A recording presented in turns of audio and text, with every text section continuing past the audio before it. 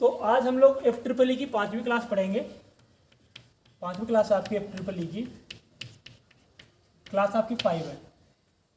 जो क्लास आज पहली बार देख रहे हैं वो प्लीज़ पीछे के जाके जो भी इसकी प्रीवियस 4 क्लासेज हैं, 4 क्लासेज हैं, उसको देखिए। तभी आप लोग को कंटिन्यूसली क्या है कि पूरा सिलेबस आपको समझ में आएगा। क्या क्या टॉपिक हुआ है, क्या क्या हम करना चाह रहे हैं, वो आपको वहीं तक समझ में आएगा, वहीं से। ठीक है। तो जो पिछली क्लास हम लोग पढ़ रहे थे उसमें क्या पढ़ रहे थे? पढ़ रहे थे हम लोग रेजिस्टेंस को जोड़ना, सीरीज कॉम्बिनेशन और सीरीज पढ़ रहे थे, सीरीज कॉम्बिनेशन यही पढ़ रहे थे ना पिछली क्लास में, सीरीज कॉम्बिनेशन। और इसमें हमने क्या बताया था, सीरीज सर्किट हम कैसे बनाते हैं, किस प्रकार से सीरीज सर्किट को हम जोड़ते हैं। तो मैंने क्या बताया था, जब कभी भी हम क्या करें कि जो रजिस्टेंसेज हैं या कोई भी सिस्टम है उसको क्या करें कि जो पहले वाला का सेकंड, मान लो इसका टर्मिनल ये 1 हो गया, ये 2 हो गया, ये इसका 1 हो गया, ये इसका 2 हो गया, ये 1 2, ये बताया था ना मैंने कि अगर क्या हो कि जो दूसरा रजिस्टेंस, पहला रजिस्टेंस है उसका दूसरा टर्मिनल क्या हो, दूसरे के पहले के साथ में हो, तीसरा का वैसे दूसरा का तीसरे के पहले के साथ में हो। इस प्रकार का अगर कोई भी कॉम्बिनेशन बन रहा है तो वो जो कॉम्बिनेशन होगा वो आपका सीरीज कॉम्बिनेशन होगा। ठीक है। और अगर हम लास्टली फाइनली फाइंड आउट करेंगे तो कहाँ कहाँ से करेंगे, एक यहाँ पे लगाएंगे हम और एक हम यहाँ पे लगा करके फाइंड आउट कर सकते हैं कि रेजिस्टेंस टोटल इसका कितना है। मैंने जो सीरीज सर्किट था उसके लिए क्या बताया था, रेजिस्टेंस फाइंड आउट करने का एक फॉर्मूला बताया था। क्या बताया था? Req इज इक्वल टू, क्या मैंने बताया था फॉर्मूला इसका, R1 प्लस में R2 प्लस में R3 डॉट डॉट डॉट जितने भी रेजिस्टेंस है प्लस में हम Rn। ये फॉर्मूला हमने कल या परसों जो भी क्लास आपने देखा उसमें देखा था। ठीक है। उसके बाद मैंने एक छोटा सा वैसे ही एग्जाम्पल देखा था सीरीज सर्किट पे, वो मैं और आपके एग्जाम्पल को क्या करता हूँ, कंटिन्यू करता हूँ कि अब हम एक क्वेश्चन और देखते हैं वैसा ही, फिर हम आगे बढ़ेंगे इसमें।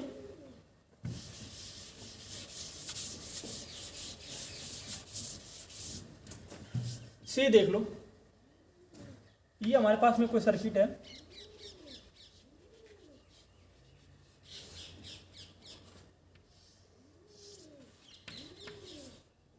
इसका वैल्यू 50 100 50 100 ये दे रखा है।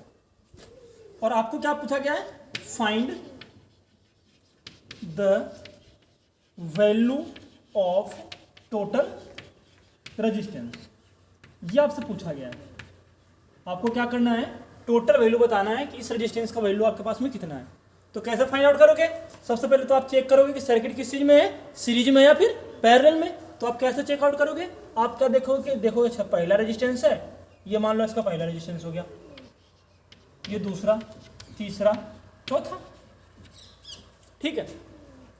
तो मैंने क्या देखेंगे हम, पहला वाला है, अच्छा इसका दूसरा कहाँ है, दूसरे का पहले के साथ में है, दूसरा का जो दूसरा टर्मिनल तीसरे पहले के साथ जुड़ रहा है, तीसरा का चौथे के साथ जुड़ रहा है। इसका मतलब ये है कि ये सर्किट आपका कौन सा सर्किट है, सीरीज सर्किट है।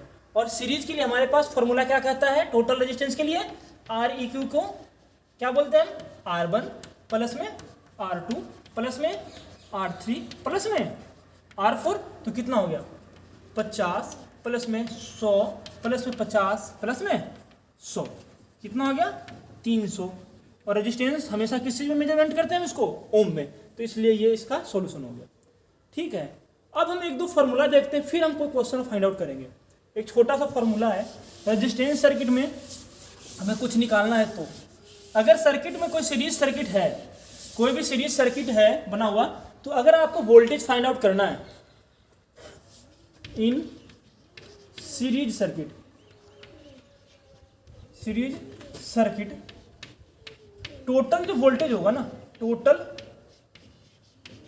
वोल्टेज वो क्या होगा, वोल्टेज V से डिनोट करते हैं इसको, V जो होगा वो क्या होगा, V1 plus V2 plus V3 plus में V4 के बराबर होगा।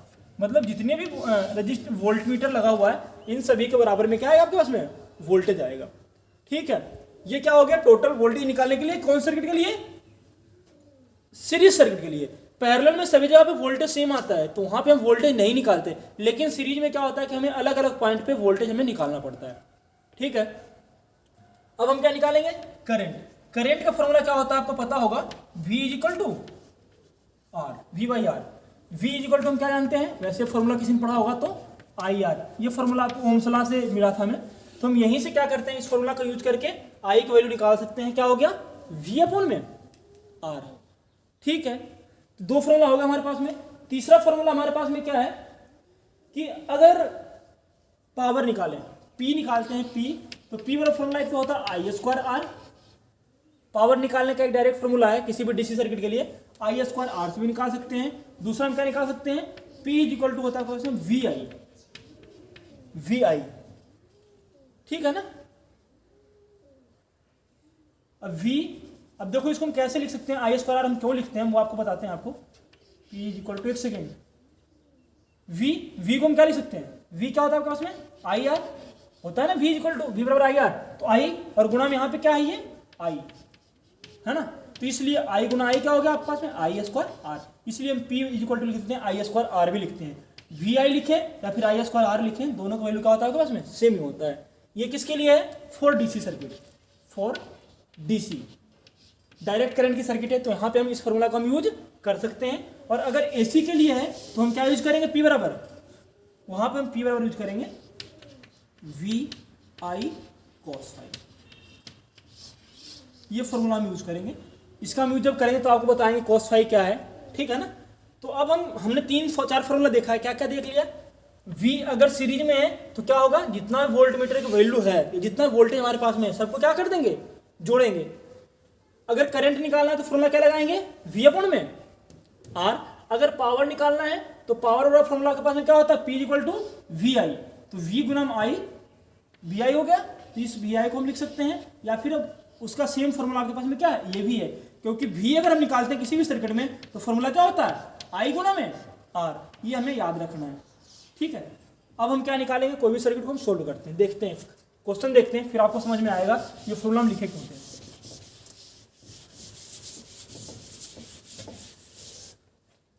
क्या है, इसे क्वेश्चन आपके पास में है, ये इसमें सबकी वैल्यू गिवन है आपके पास में। 3 ओम का एक है, 5 ओम का एक है, 10 ओम का एक है। टोटल जो सप्लाई वोल्टेज है वो कितना दिया गया है, इसको 90 वोल्ट, 90 वोल्ट की इसको सप्लाई दिया गया है। ठीक है।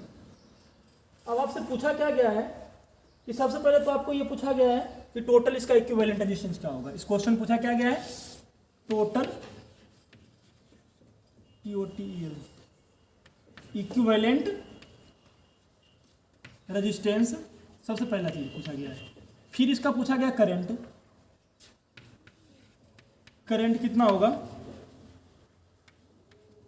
फिर पूछा गया है कि हर एक जो रेजिस्टेंस है, वोल्टेज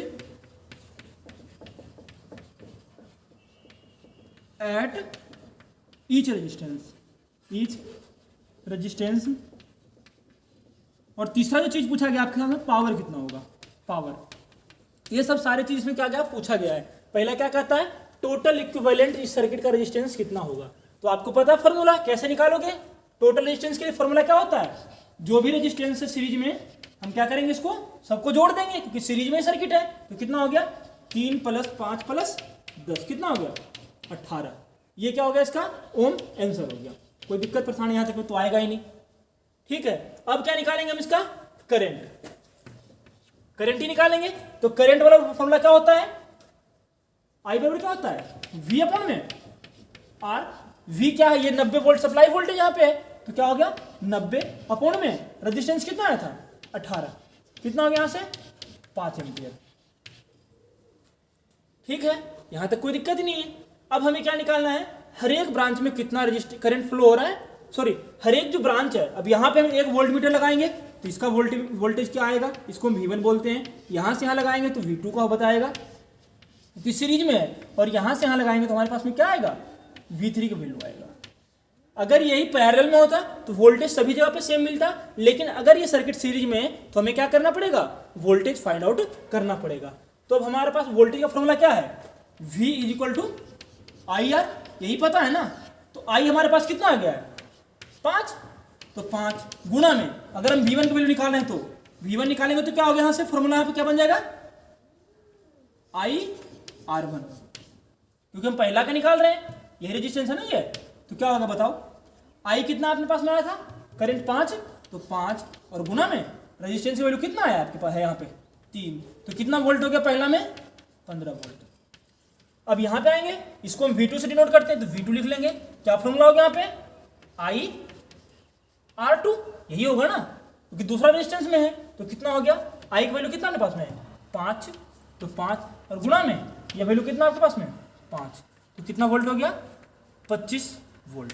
अब तीसरा क्या निकालेंगे, तीसरा निकालेंगे हम V3।